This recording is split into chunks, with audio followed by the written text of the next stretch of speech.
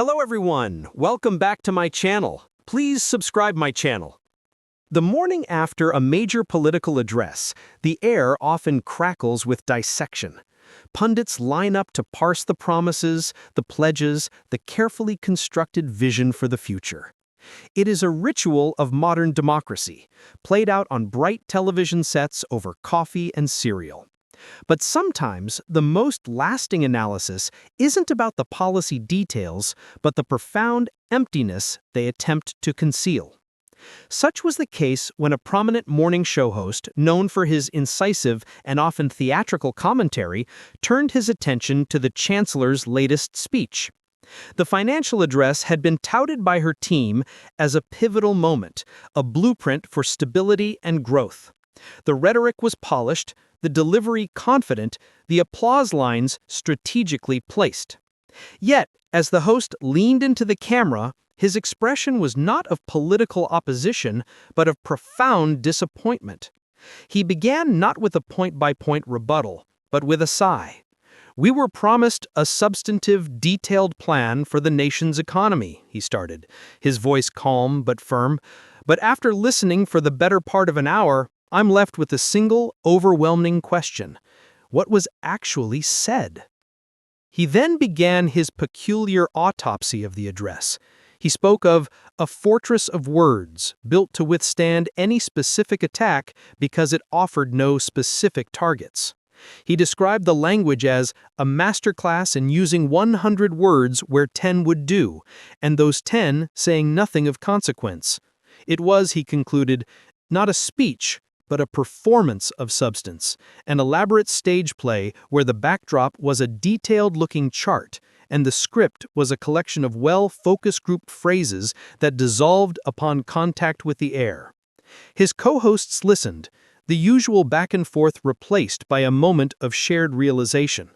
The host wasn't attacking the Chancellor's politics, he was indicting the very currency of her communication.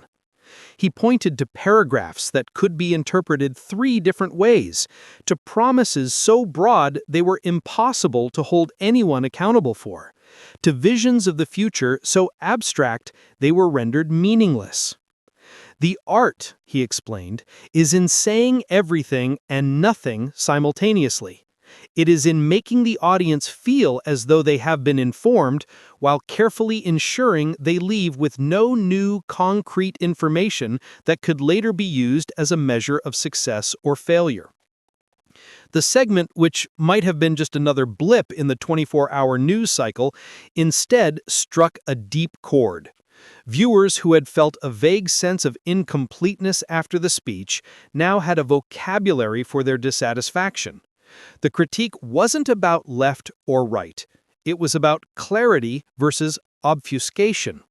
It gave voice to the quiet frustration of the citizen who simply wants to understand what their leaders plan to do and how they intend to do it. For the Chancellor's office, this was a different kind of political damage. A traditional attack can be met with a traditional defense. But how does one counter an accusation of masterful emptiness? The challenge instantly shifted from defending the ideas within the speech to proving that there were any definable ideas there at all.